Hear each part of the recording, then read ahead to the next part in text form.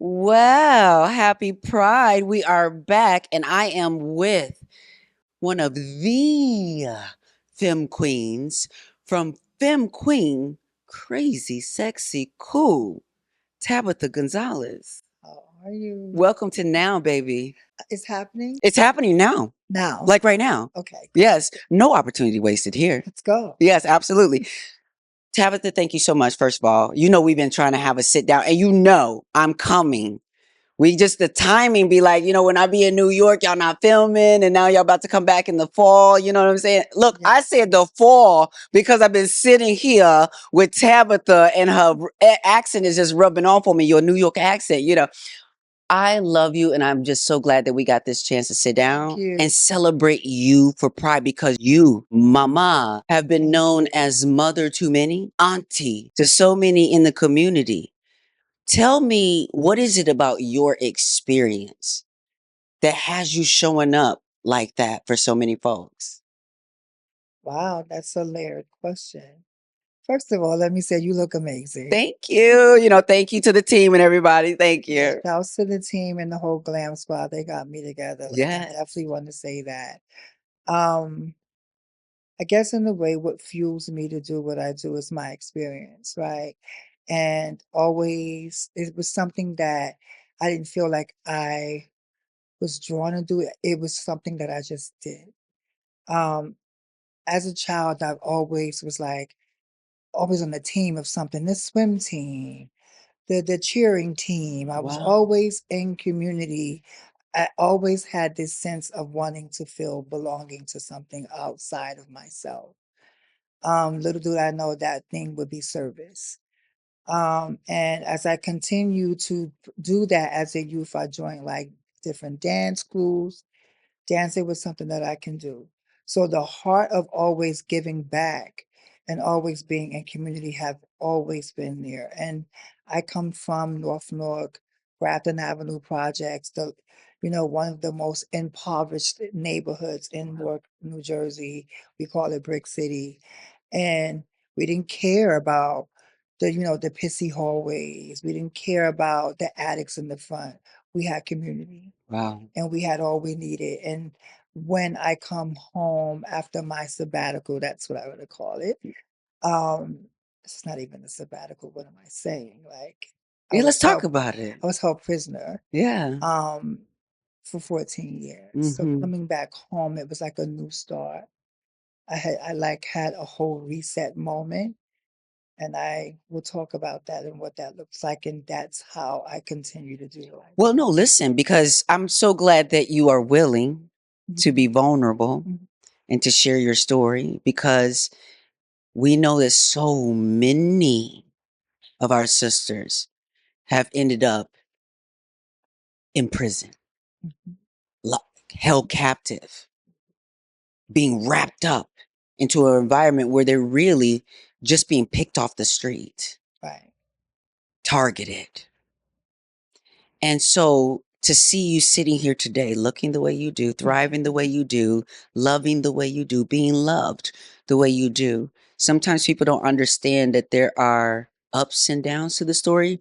They only really get that when they see the movie version, that there's a beginning, middle, and end. And Right. there's different things that are ingredients to your story. What I know is that every single thing that I have experienced has made me who I am. No opportunity wasted. So when you talk about, like, as much as you're willing to talk about the opportunity of your life of having this moment happen and then coming out into a world and being able to create a whole new experience for yourself. Coming to New York City was like Mecca. And I think everyone has like a Christopher Street story. And me being from Jersey, coming to New York, the world was my oyster. I saw people who look like me, talk like me. There was violence, but it was not violence against each other. We were more community. It was how people received us. So it's the same violence that exists today.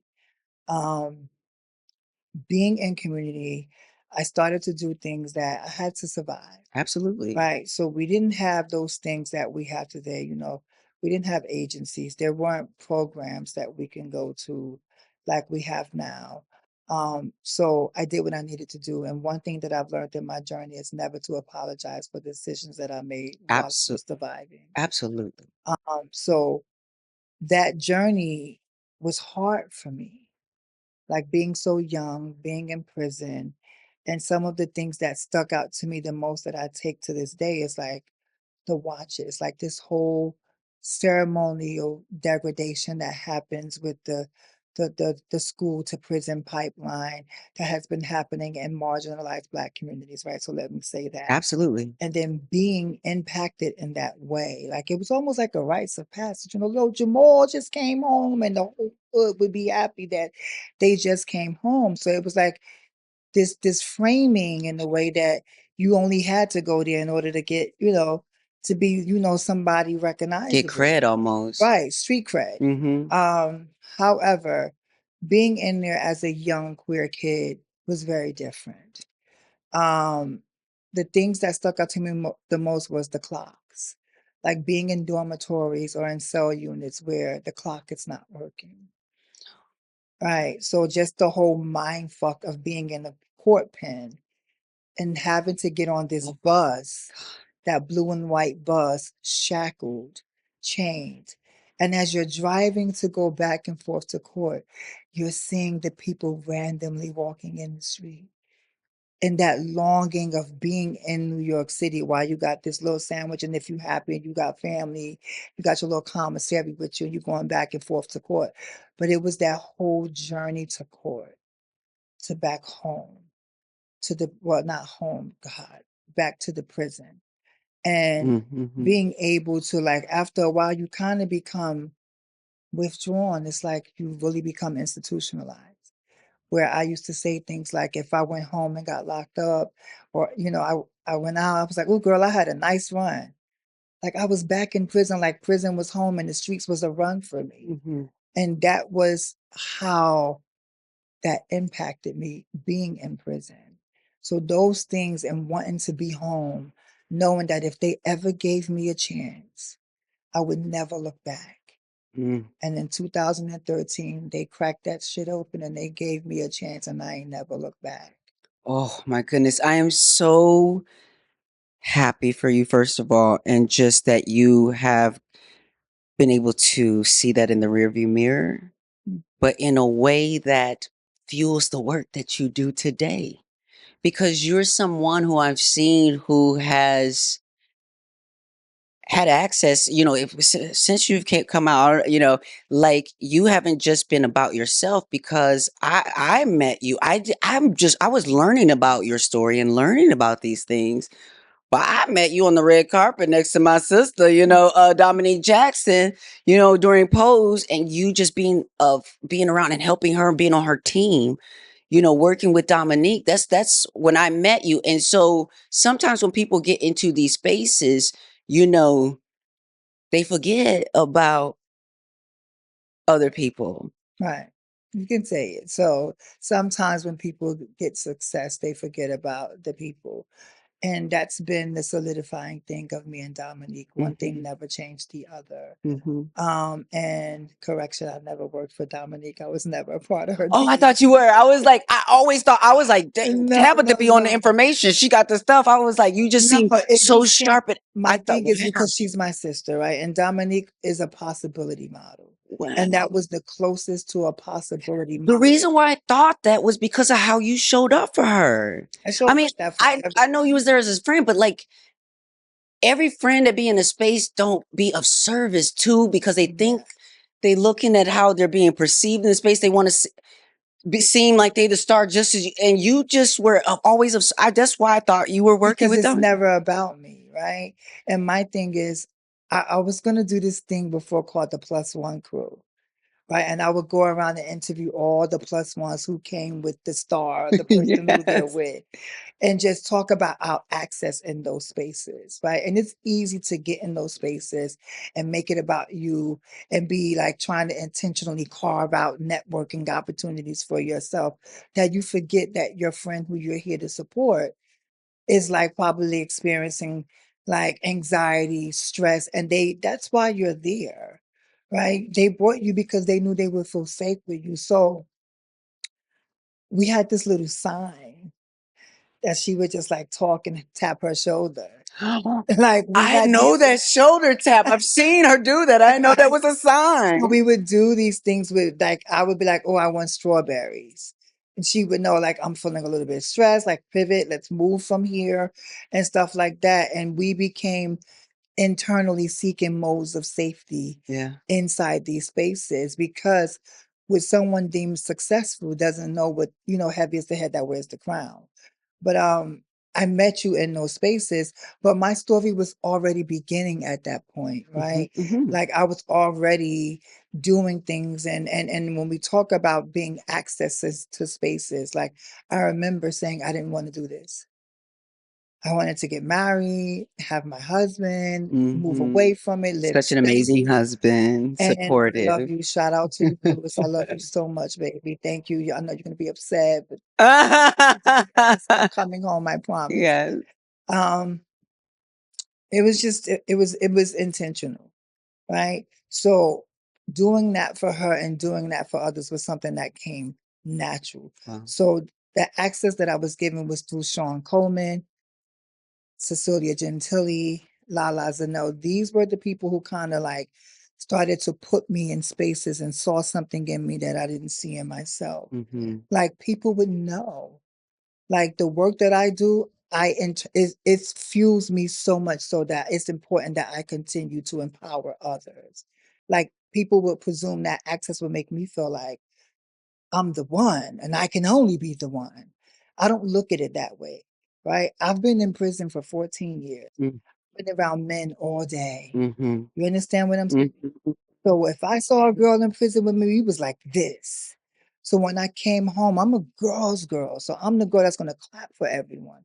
I'm the girl that because I'm just happy to be in your spaces. And I have to say thank you right. And for I'll do always clapping for me too. Like you, I I've seen you. I see you. yeah, I do it for everyone. And some people deem it weird. And I'm like, no, you're weird. You're weird that you don't know that there's enough of you that her taking her space should not in any way make you feel any shape, form, or fashion.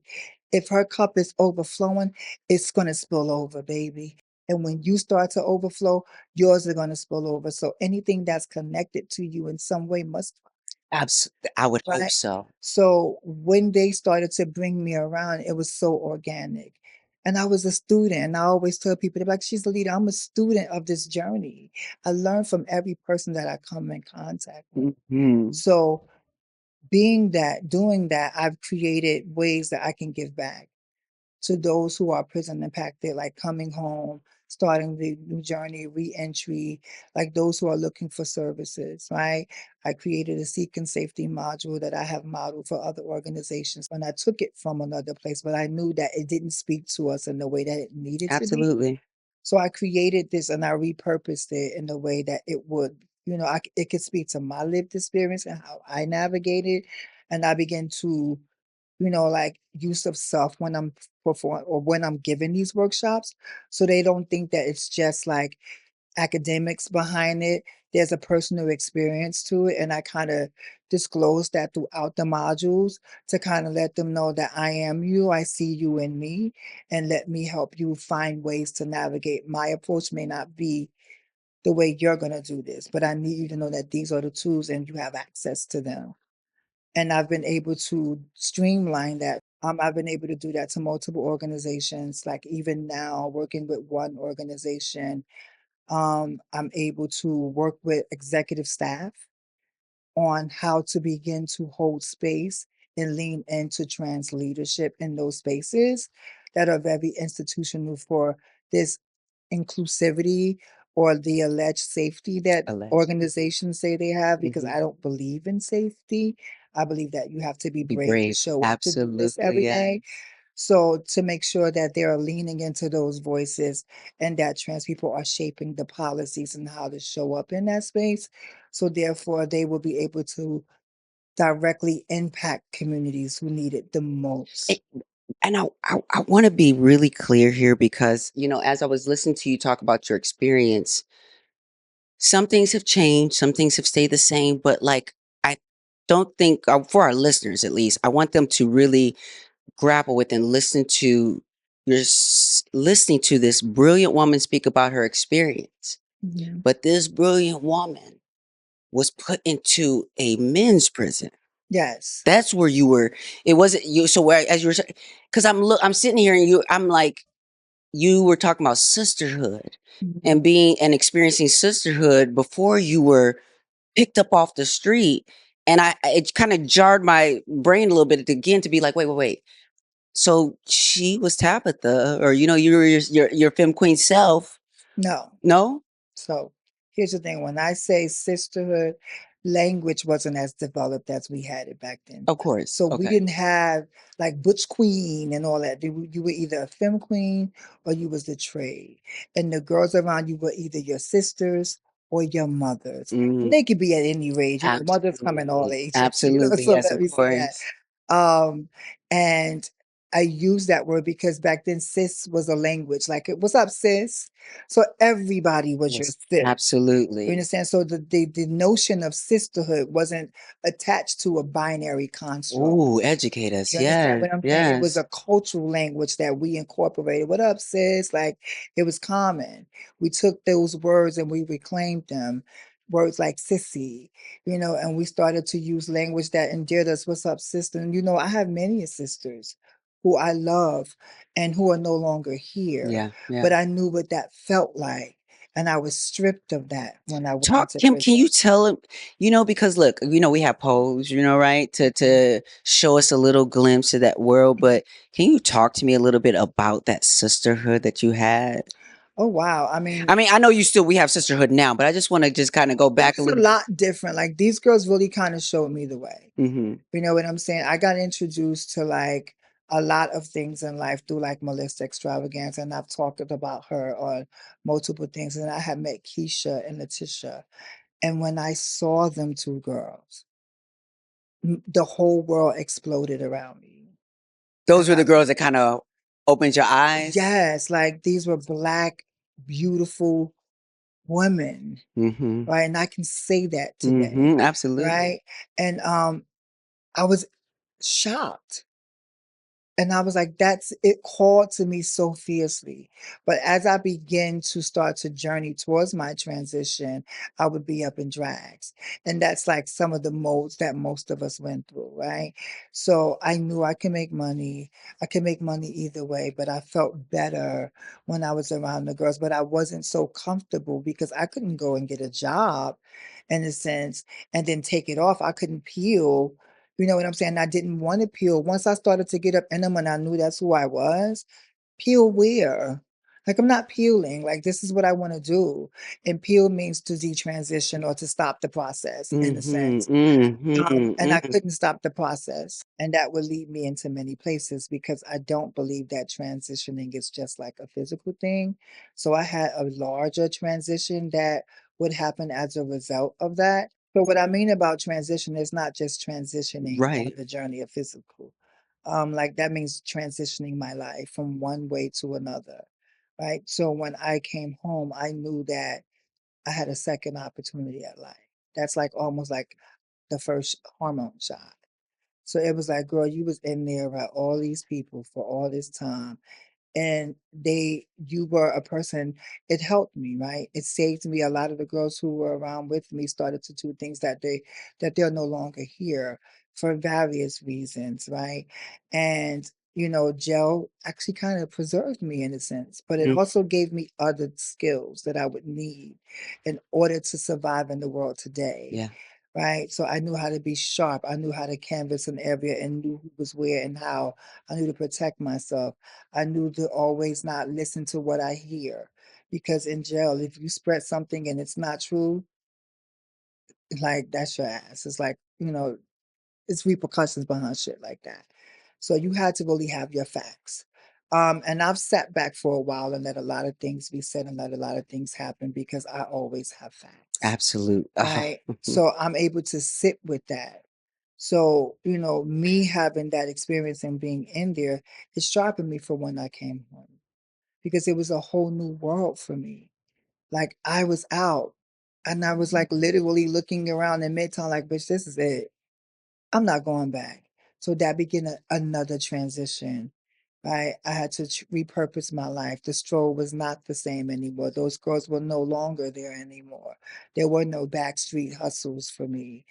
42nd Street, Midtown, everything have been cleared up. And now I'm this new person in this new life. Don't know about an iPhone, don't know an Excel sheet from a PowerPoint. And I had to relearn all of that shit. Yes, the technology. Yes. That, listen, that's why I'm doing trans tech these days, is to make sure these Mhm, girls can get that technology, especially when they've been in a space where they mhm. haven't had access to it. Right, so it was a journey, and I'm appreciative. That's why I say I earned where I'm at. You definitely earned it. And you've earned your spot on one of the hottest podcasts, straight LGBT, anything, Yeah. Femme Queen, Crazy, Sexy, Cool. How did that start? Oh, wow, shouts to yo, my sisters, I fucking love them. Like, Asia and Temperance, we went out to eat, and, like, we had started something prior to that. It was called, Sister Circle, and that was during COVID, and it was pretty cool, and we had, like, a crowd, but we still wanted it was something more. We knew we needed something, and just so happened that they both moved to New York at the right time, and then Asia came back up with the idea, so I never wanna take credit for any of that. And then she brought Temperance, and then they brought me in, and we went out to eat. We were having a good time at the table, and we decided to do it. Then we was like, "Well, what name are we gonna use, and what name are we gonna use?" And they killed me for this. But I thought it was 3 girls. I thought TLC, right? Yeah, yeah, I'm yeah. like, "Word, you T-Boss, just chilly," and I was all in my head. I was like, "Let's be crazy, sexy, cool." And at first they was like, "Nah, da da da da." We was like, "No, let's be femme queen, crazy, sexy, cool." And, Let's be this specific. Yeah. this was Asia's baby, and, we all created this baby together. We're all the mommies of it. It is a business. Our podcast, we own Because it. what I wanted is, how did you get, listen, okay, because listen, the quality was sharp from the beginning. And Nice. how did you get people to come in and like help you create? So we met with Jordan from Black Transforming Art. Well, Yeah. there it is, Miss Jordan. Oh my goodness. And Jordan obviously gave us this space here to do this as well. So yeah, continue, We please. met with Jordan. We met in the conference room, and we had this treatment, and we talked about it. And, like, immediately after, she was like, "I'm all in. Let's do it." And from the first season and all the way up until the fourth season, we've been able to grow our audience, grow our Oh conversation, grow yes. our guests, and we've been able to grow individually and learn from each other, where the guests come on and they don't even want to leave. Like, we're, like, having a ball at the end, and it's always, like, this space where they know they've come and they've been able to shape their narrative for the listeners and for the people who are watching, because we also have an audio distribution that is out as well. And y'all So keep it so real. yeah, like, my girls, they keep me in check. We hold each other accountable. I love Like, that. I love them. Like, shouts to Asia and Temperance. Like, if you haven't, follow us. The podcast is banging, and I love what we do. And the idea was, since everyone else is having these conversations about us, let's let them hear it from us. And Absolutely. doing this thing about having conversations that pertain to our lives doesn't all look the same. There is no specific, you know, image that you can fit us into. You know, we're not just one thing. You understand what I'm saying? We're not a monolith. So Absolutely. now not only are you gonna look at us and see us, because we're all definitely beautiful to look at, but you got some intelligent Black queens sitting Absolutely. down talking about the same topics that you're having in your kitchen, on the phone with your girlfriends, in their workplaces, and everyday life. And we're inviting you in to take a journey with us and to meet other people and other influencers and other leaders who can shape you and help you see us differently, because media, it's what's targeting us. Media is what's putting out these bad narratives about us. It's how they play us. So we have to start to create and let people see us for who we really are. We've been talking about that for this whole Pride series, talking to Sasha Alexander, talking to various folks who have created these platforms for that very reason. So it is Pride season, and my last question to you. You know, you've now seen and experienced so much, and you've seen our community change so much. What is pride to you? What does pride mean to you? You know, I really battled with that for a minute. Like pride, what's pride? Should we be prideful? And I think about it from someone who, when I think about our community, and I think about the girls. I think about we went from receiving services to providing services to creating organizations to being on film and TV to creating spaces for our gender expansive community so they can thrive, creating spaces for their voices to be moved to the front. We are so powerful. And I think when I think about everything that we have trans people in civic engagement in city and state. We have trans people doing national work all over the world. We have representation on TV. We have it on the airwaves, on podcasts. When we think about pride, we have a lot to be prideful for, even in the face of this adversity. Joy is a selective act of resistance, Mm. and we should be proud of who we are and what we've been able to accomplish with nothing. This is also nothing. We will prevail. We will get through this. Oh, Yeah. thank you for that reminder because you know I typically having this conversation with about pride. One of the reasons I even wanted to do this was because I was trying to challenge folks in the way that like Sylvia and Marsha challenged our community to be like, are y'all proud about how y'all been showing up for the trans community?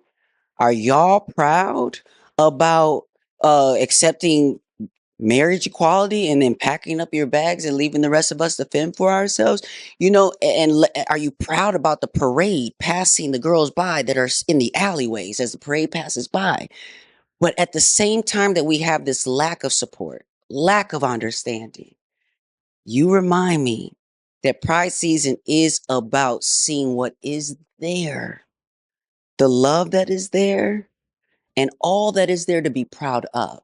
And we have so many stars, seen and unseen, that I have been so proud of. Just so know that I am proud of you and what Thank you've been you. doing with your life. Yeah, I'm a champion in your corner. Thank you for being in my corner. boy. I can't wait to get onto the podcast when you guys return back. So we're going to make it work. It's going to be a crossover. Listen, it's gonna be a little crazy. It's gonna always be sexy and it's gonna be cool. You're gonna be all right. We waiting for you. Well, I'm ready for it and I will be there. Thank you for joining me Thank now, you. and I'll join you then. Okay. Happy Pride. Happy birthday. We'll be right back.